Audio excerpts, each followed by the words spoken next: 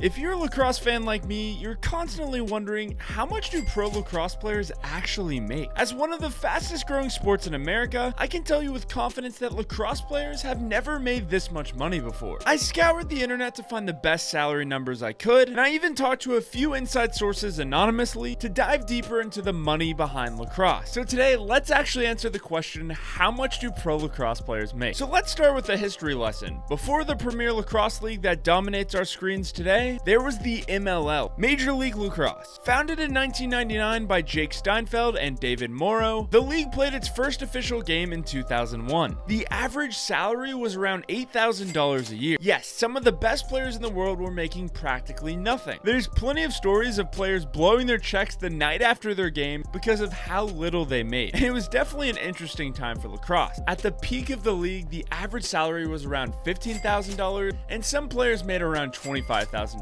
Now, making an extra $25K is definitely sweet, but it was still nowhere near a livable wage. But people have to remember, before the MLL, there was nothing for outdoor pro lacrosse, so at least the MLL was a step in the right direction. Say what you want about the management of the MLL, but they actually got the ball rolling for pro lacrosse players to get paid. And by the way, I'm making an exclusive community of lacrosse players called Lax Now. We'll have our own group chat, weekly film breakdowns, and college and pro player Q&A sessions. So if you want to be on the waitlist for Lax Now, go check out the link in the description or just go to laxnow.co. Now let's get back to the video. But even earlier than that was box or indoor lacrosse. What started as the Eagle Pro Box Lacrosse League in 1988 eventually transformed to the National Lacrosse League or NLL in 1997. Indoor lacrosse is more popular in Canada, and as lacrosse fans know, it's played in a hockey rink with turf. Compared to the MLL, the NLL was a more spectator-friendly sport, drawing bigger crowds who are more of those rowdy hockey-type fans. Rookies in the NLL make around $10,000, and the average salary in the NLL comes out to be $19,000. The top players or franchise players in the NLL make around $34,000, which compared to the MLL isn't a terrible salary. But then came the Rabel brothers in 2019, where Paul and Mike Rabel founded the Premier Lacrosse League or the PLL. With hundreds of millions of dollars in funding and a TV deal with NBC all locked up, the PLL hit the ground running and really hasn't looked back since. At first, the MLL and PLL existed as two separate outdoor leagues in 2019 and 2020, but at this point the MLL was on its last legs. The PLL probably got about 80% of the best outdoor players in the world, but there were still a handful of players in the MLL that deserved to be playing with the best. In late 2020, the MLL actually merged with the PLL, so that means that all the best players in the world were under one roof. This was tremendous for the sport of lacrosse. From every TV metric possible, the PLL is crushing pro lacrosse viewing records, and they're beginning to compensate their players decently well. According to the PLL and Inside Lacrosse, coaches who in the PLL also serve as general managers have a pool of $735,000 annually and must allocate 98% of those funds each year. And no player can make less than the $25,000 annual minimum. So that means that teams can allocate $100,000 above the minimum on an annual basis. For rookies starting with the 2022 draft, all but the top 4 picks receive a 3-year $25,000 contract. But the top 4 players will receive $30,000,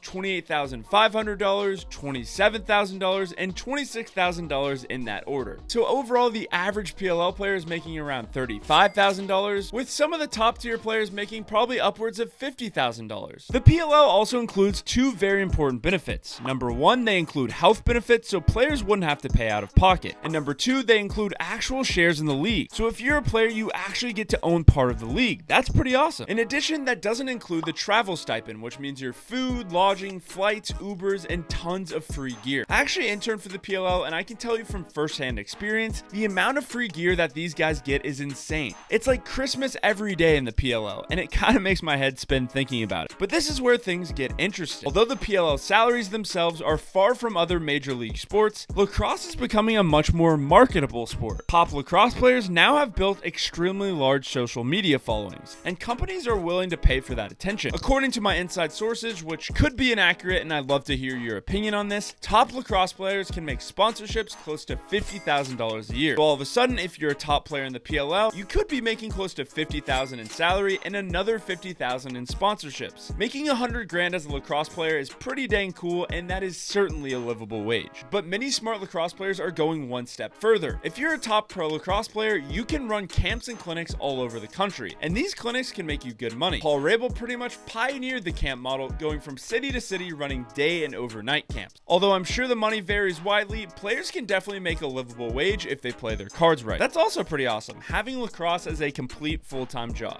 The last income stream players are tapping into is coaching. Once again, if you're a professional lacrosse player, plenty of high school programs would gladly have you as their coach. For example, Tim Troutner, a goalie from the Redwoods Lacrosse Club, is now the head varsity coach of a high school at age 25. Although some programs have more funds than others, being a head coach can definitely be lucrative if you tack it on with salaries and sponsorships. So comment down below your thoughts and tell me what video you want to see next. I'm Jake with Lax Weekly. Go check out Lax now, and I hope you have a fantastic day.